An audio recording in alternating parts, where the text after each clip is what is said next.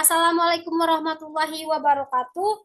Baik, di sini saya akan melanjutkan membacakan materi ringkasan buku saya pada bab 9, yaitu pengelolaan peserta didik. Yang pertama, pengertian dan ruang lingkup.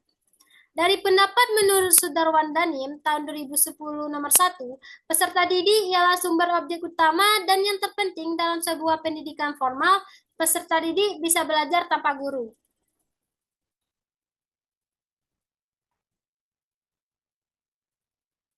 Tanpa peserta didik, tidak akan ada kegiatan belajar mengajar yang disampaikan dan dipertanggungjawabkan oleh pendidik.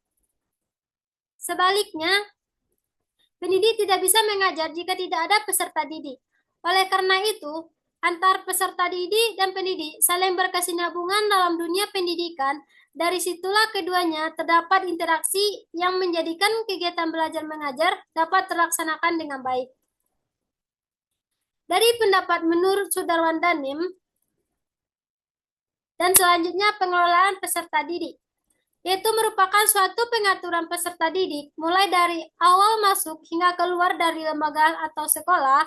Dalam hal ini, aktivitas peserta didik, minat serta bakatnya bisa berkembang terhadap masing-masing individualnya.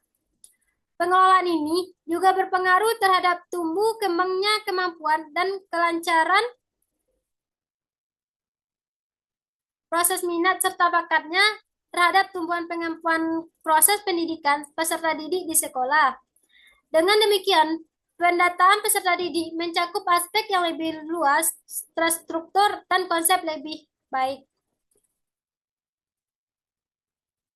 Ruang lingkup manajemen peserta didik atau yang biasa disebut pengelolaan peserta didik meliputi 3 tugas utama yang harus ada di dalamnya. Yang pertama yakni penerimaan peserta didik baru, yakni kegiatan sistem, prosedur, serta kebijaksanaan dalam penerimaan siswa baru. Yang kedua, kegiatan kemajuan belajar. Dalam hal ini, untuk menjadikan peserta didik baru yang berkualitas, hendaknya memiliki beberapa program pembelajaran yang baik agar dapat mengikuti kemajuan pembelajaran yang saat ini. Adapun yang terakhir, bimbingan dan pembinaan disiplin untuk mendapatkan dan mewujudkan peserta didik yang berkualitas, hendaknya yaitu memiliki beberapa program yang pembelajaran yang baik agar dapat mengikuti kemajuan pembelajaran yang saat ini. Selanjutnya itu penerimaan siswa baru. Penerimaan siswa baru memiliki mekanisme dan syarat-syarat tertentu sesuai dengan lembaga atau sekolah masing-masing. Apabila dalam masa pandemi seperti ini, ada yang melalui pendaftaran online maupun offline, dalam tahap tahap tersebut, siswa baru diharuskan mengikuti semua prosedur untuk bisa masuk dalam lembaga atau sekolah yang diinginkan. Penerimaan siswa baru memiliki mekanisme, dan apabila dalam tahapan tersebut menurut Kemukaga atau Mustari tahun 2014, penerimaan peserta didik baru adalah sebuah proses pencarian pembentukan pelamar yang mampu menarik untuk menjadi peserta didik di lembaga pendidikan yang bersangkutan.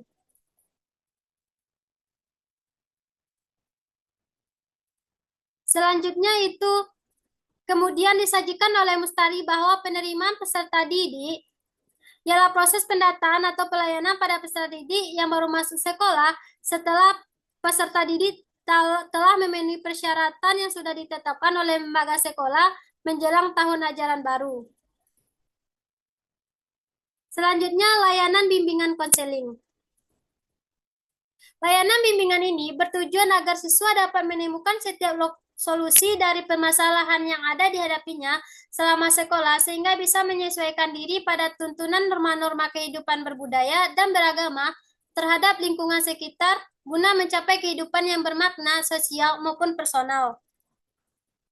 Selanjutnya, melaksanakan pencatatan prestasi belajar. Penulisan atau pencatatan dari prestasi siswa merupakan salah satu bagian dari pengelolaan peserta didik pada suatu kurikulum. Dalam pencatatan prestasi belajar, ada yang dicatat untuk seluruh sekolah, masing-masing kelas, ataupun untuk siswa sebagai perseorangan. Menurut opini dari Winkle yang dikutip melalui Purwanto tahun 2011 nomor 44 sampai 45, prestasi peserta didik merupakan sebuah modifikasi yang melibatkan manusia berubah dalam sikap perilaku maupun tingkah lakunya.